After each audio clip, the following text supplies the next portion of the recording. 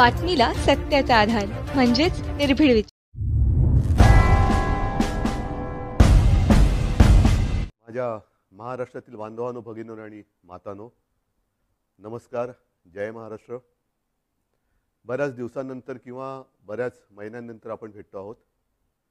पहिल्यांदाच एक खुलासा करतो की आजच्या माझ्या या फेसबुक लाईव्ह नंतर काही जण टीका करतील किंवा टिप्पणी करतील की मुख्यमंत्र्यांचा चेहरा पडलेला होता, त्यांचा आवाज असा भारदस्त किंवा नाकातला येत होता.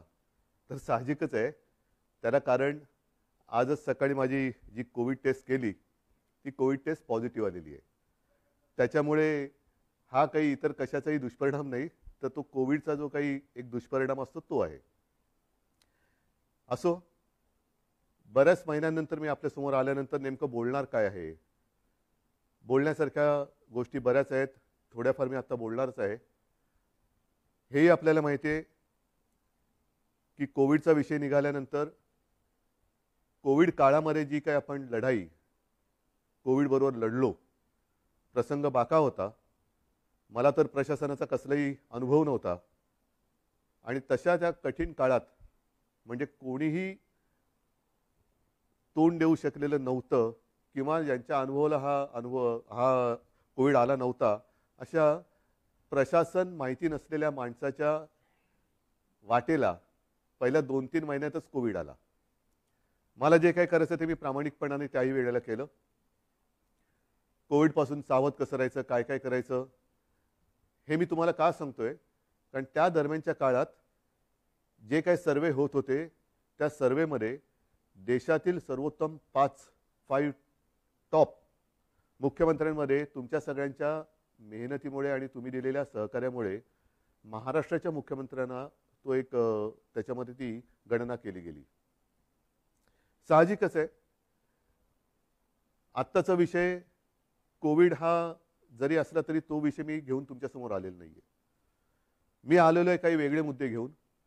जे काही मुद्दे गेल्या काही दिवसांपासून प्रसारमाध्यमातून आपल्यासमोर येत आहेत, मग ते शिवसेना आहे, ही शिवसेना बाळासाहेबांची आहे का, शिवसेनेने हिंदुत्व सोडलं आहे का, मग ही शिवसेना नेमकं कोण चालवतोय, मुख्यमंत्री भेटत का नाहीत, मुख्यमंत्री भेटत नव्हते, मुख्यमंत्री म्हणजे मी, हे गेल्या काही दिवसांपूर्वी सत्य होतं. ह्याचं कारण जी माझी शस्त्रक्रिया झाली होती तो अनुभव काय होता, त्या अनुभवाचं एक वर्णन नाही मी करत बसणार, पण त्याच्यानंतरचे 2-3 महिने हे फार विचित्र होते. मी कोणालाही भेटणं शक्य नव्हतं, म्हणजे भेटू शकत नव्हतो. म्हणून तो जो काळ होता तो मुख्यमंत्री कोणाला भेटत नाही हा मुद्दा बरोबर आहे. पण त्याच्यानंतर मी आता भेटायला सुरुवात केलेली आहे. जी काही कामं, बरं असंही नाही की मी भेटत नव्हतो म्हणजे कामं काही होत नव्हती.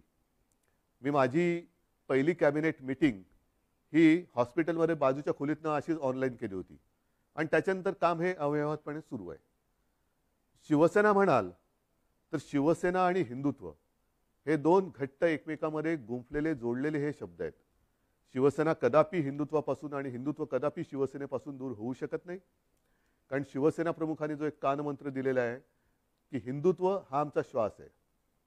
म्हणूनच गेल्या एक 8-15 दिवसापूर्वी आदित्य, एकनाथ शिंदे, त्यांच्याबरोबर आपले काही आमदार, खासदार, मंत्री हे अयोध्येला जाऊन आले. हिंदुत्वासाठी काय काय केले, कोणी काय काय केले हेही बोलण्याची आत्ता वेळ नाहीये. पण हिंदुत्वाबद्दल मी विधानसभेत, विधिमंडळात बोलणारा कदाचित पहिला मुख्यमंत्री असेल. मग नेमकं झालंय काय, ही शिवसेना कोणाची आहे? काही जण असा आरोप करतायत की किंवा असं भासवण्याचा प्रयत्न करतायत की आता काय बाळासाहेबांची शिवसेना राहिली नाही. ठीक आहे ना, बाळासाहेबांची शिवसेना आणि आत्ताच्या शिवसेनेत फरक काय नेमका? असं काय मी नेमकं केलेलं आहे की शिवसेना ही बाळासाहेबांच्या विचारापासून दूर जात चाललेली आहे? त्यावेळेला जे विचार होते तेच आपण पुढे नेत आहोत. बरं, त्याच्यानंतर म्हणजे आपल्यातून बाळासाहेब 2012 साली गेले, 2014 साली आपण एकाकी लढलो होतो. तेव्हाही आपण हिंदूच होतो, आत्ताही हिंदूच आहोत, उद्याही हिंदूच राहणार आहोत. मुद्दा, विचार हा तोच राहणार आहे, तोच असणार आहे.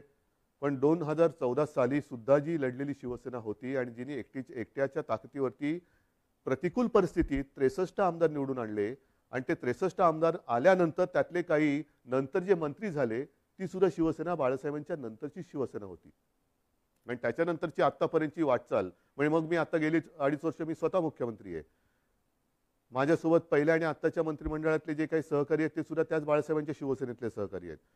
म्हणजेच काय की पहिल्या प्रथम शिवसेना हिंदुत्व, शिवसेना कोणाची, शिवसेनेने हिंदुत्व सोडले का, शिवसेना बाळासाहेबांची राहिली नाही का, मग आम्हाला ती बाळासाहेबांची शिवसेना पाहिजे. मग मधल्या काळामध्ये जे काय सगळं मिळालं ते बाळासाहेबांनंतरच्या शिवसेनेने दिलं, हे मी म्हणेन कृपा करून लक्षात ठेवा. मग आता मुद्दा काय आहे की सध्या राज्यामध्ये काय चाललेलं आहे. आपल्याला सर्वांना कल्पना आहे की शिवसेनेचे काही आमदार गायब, अमुक गायब, तमुक गायब, गेले कुठे. पहिले सुरतला गेले, त्याच्यानंतर आता म्हणतात गुवाहाटीला गेले. आता त्यातल्या काही आमदारांचे आपल्याला फोन येत आहेत, आम्हाला इकडे आणलं गेले, आम्हाला परत यायचंय. आपल्यामध्ये इथे असलेल्या आमदारांना काही फोन येत आहेत. मला त्याच्यामध्ये जायचंच नाहीये. हे जे माझं मनोगत आहे ती मी अवघ्या 5 मिनिटात संपवणार आहे. आणि ते एवढ्यासाठी की काल परवा जी आपली एक निवडणूक झाली विधान परिषदेची, त्या विधान परिषदेच्या निवडणुकीच्या आदल्या दिवशी हॉटेलमध्ये सगळे आपले आमदार होते. मी तिकडे गेलो आणि म्हटली काय परिस्थिती, ही कोणती लोकशाही ज्यांना आपण आपलं मानतो. शिवसैनिक मरवर मरतात, राबतात, निवडून देतात. जनता सुद्धा शिवसेनेच्या विचारावरती विश्वास ठेवून त्यांना निवडून देते. आणि आपली माणसं ह्यांना सुद्धा आपल्याला एकत्र ठेवावं लागतात का. अरे हा कुठे गेला बघा, तो कुठे गेला बघा. मग मध्येच कोणतरी गायब होतो, कुठे गेला होता, नाही मी जरा बाथरूमला गेलो होतो. म्हणजे बाथरूमला गेला तरी संशय. म्हणजे बाथरूमला म्हणजे असं म्हणतात की शंका ठीक आहे, पण लघुशंकेला गेला तरी शंका. ही कुठली लोकशाही, ही अशी लोकशाही काय मला आवडणारी आणि पटणार नाही. आणि मला वाटतं बाळासाहेबांनाही पटत नव्हतं आणि आपल्यालाही पटणार नाहीये. मला एक मुद्दा काय सांगायचा आहे की मला कशाचाही अनुभव नसताना जे काय घडलं, मी इच्छेपेक्षा जिद्दीने करणारा माणूस आहे. इच्छा असो वा नसो, पण एकदा जबाबदारी अंगावर आली तर ती जबाबदारी मी पूर्ण जिद्दीने पार पाडण्याचा प्रयत्न करतो. आणि त्याच जिद्दीने मी शिवसेना प्रमुखांना दिलेलं वचन पूर्ण करणारच हा निश्चय मनाशी बाळगून रणांगणात उतरलो. त्यावेळेला मी आपल्यासमोर आलो होतो, आज सुद्धा समोर आलेलो आहे. कोणताही अनुभव नव्हता. आपल्याला तेव्हा नाईलाज झाला, वेगळा मार्ग पत्करावा लागला. काँग्रेस आणि राष्ट्रवादी हे गेले 25-30 वर्ष आपण त्यांच्या विरोधात, ते आपल्या विरोधामध्ये हे लढत आलेलो आहोत. मग त्याच्यानंतर हे जे काय घडलं हे सर्वांना माहिती आहे की काँग्रेस आणि राष्ट्रवादीने, विशेषतः पवार साहेबांनी, ती बैठक आमची तिन्ही पक्षाची झाली. त्या बैठकीमध्ये सगळं ठरलं. आणि ते ठरल्यानंतर मला त्यांनी सांगितलं की उद्धव जरा 1 मिनिट बोलायचं आहे. म्हटलं काय बोलायचं, आता ठरलं सगळं, नाही 1 मिनिट. आणि बाजूला खोलीत गेल्यानंतर त्यांनी सांगितलं की उद्धव हे सगळं ठीक आहे, पण जबाबदारी तुम्हाला घ्यावी लागेल. म्हटलं का, तर तसं नाही म्हणे, आमच्याकडे पण ज्येष्ठ लोक आहेत, काँग्रेसकडे पण ज्येष्ठ लोक आहेत, आणि शिवसेनेकडनं जर तुम्ही नसाल तर ते पुढे चालणं हे कठीण आहे. मी म्हटलं पवार साहेब काय मस्करी करता का. मी आत्तापर्यंत महापालिकेत सुद्धा महापौर जिंकल्यानंतर अभिनंदन करायला जातो. म्हणजे साधा महापालिकेत न गेलेला माणूस मुख्यमंत्री कसा होणार. ते नाही नाही तुम्हाला हे करावं लागेल. ठीक आहे, जिद्द जिद्द. मग पवार साहेबांनी, सोनिया गांधींनी विश्वास टाकला माझ्यावरती. सोनियाजी सुद्धा मध्ये कधीतरी आपुलकीने फोन करत असतात, विचारत असतात. एक गोष्ट लक्षात घ्या की कोणताही अनुभव नसलेला माणूस इकडे बसवणं, त्याच्या मागे नुसता स्वार्थ हा विचार नाहीये. पण एक राजकारण म्हटल्यानंतर राजकारण कुठेही कसंही वळण घेऊ शकतं, पण त्या वळणाला सुद्धा अर्थ पाहिजे. उगाच काही रडकुंडीचा घाट जो म्हणतो ना, तिकडनं पोलादपूर पासून आपल्या ह्याला महाडपासून वरती महाबळेश्वरला जाताना रडकुंडीचा घाट, जो वळण वळण वळण वळण म्हणजे गाडी चालवता चालवता गाडीचा चालक हा रडकुंडीला येतो. तसं हे वळणदार राजकारण कोणाच्याच उपयोगाचं नाहीये. आजपर्यंत ह्या सगळ्यांनी मला खूप सहकार्य केलेलं आहे. प्रशासनाने तर कमाल केलेली आहे. प्रशासनाने तर मला सांभाळत काय योग्य काय अयोग्य हे सुद्धा सांगण्याचा प्रयत्न केलेला आहे. आज मी नेमकं काय बोलणार आहे. मला दुःख कशाचं झालेलं आहे, आश्चर्य कशाचं वाटलेलं आहे, धक्का कशाचा बसलेला आहे की काँग्रेस आणि राष्ट्रवादी म्हणाली की आम्हाला मुख्यमंत्रीपदी उद्धव ठाकरे नकोत. तो त्यांचा विचार आहे. दोन्ही पक्ष स्वतंत्र आहेत. ठीक आहे, सत्तेच्या तडजोडीसाठी आपण एकत्र आलो होतो असं जे काही इतर जण म्हणतायत, त्यांच्याप्रमाणे सत्तेच्या साठी आपण एकत्र आलो होतो. पण आज सुद्धा सकाळी कमलनाथजींनी मला फोन केला होता. कालच सकाळी शरद पवारजींनी फोन केला. मला म्हणाले उद्धव आम्ही तुमच्या सोबत आहोत. हा त्यांच्या भरोश्याचा विषय. पण त्यांनी भरोसा माझ्यावरती ठेवल्यानंतर माझ्याच लोकांना जर मी मुख्यमंत्रीपदी नको असेल तर काय करायचं, हा मोलाचा प्रश्न आहे. माझीच लोक म्हणत असतील की ते ठीक आहे, त्यांना हवे असतील पण आम्हाला तुम्ही नको. मग मला हेच म्हणायचं आहे की समजा माझ्या लोकांना, म्हणजे मी माझं म्हणतोय ते मला आता माझं आपलं मानतात की नाही मला माहिती नाही, कारण ते माझ्यासमोर नाही आहेत. तर तुम्ही इथे येऊन बोलायला काय हरकत होती? सुरतला जाऊन बोलण्यापेक्षा, आणखीन कुठेतरी जाऊन बोलण्यापेक्षा सरळ समोर यायचं आणि सांगायचं की उद्धवजी, तुम्ही कारभार करायला नालायक आहात, हे कोविडच्या काळातले टॉप 5 वगैरे सोडून द्या, आम्हाला तुम्ही मुख्यमंत्रीपदी नको. ठीक आहे, चला मी उठतो. आणि आज सुद्धा मी तुम्हाला सांगतो, जर त्याच्यापैकी एकाही आमदाराने समोर येऊन मला सांगितलं किंवा जर त्यांनी स्टेटमेंट दिलं की उद्धव ठाकरे मुख्यमंत्री पदावरती नकोत, तर मी आत्ता मुख्यमंत्री पदाचा राजीनामा द्यायला तयार आहे. आणि ह्याच्यावरती विश्वास नसेल तर आज आपली फेसबुक लाईव्ह झाल्यानंतर आज संध्याकाळपासून मी माझा मुक्काम वर्षावरनं मातोश्रीला हलवत आहे. मला कोणताही मोह नाही. मी ओढून ताणून खुर्चीला चिकटून बसणारा नाही. मी शिवसेना प्रमुखांचा पुत्र आहे. कोणताही मोह मला खेचू शकत नाही, अडवू शकत नाही, थांबवू शकत नाही. पण हे माझ्या समोर येऊन बोला.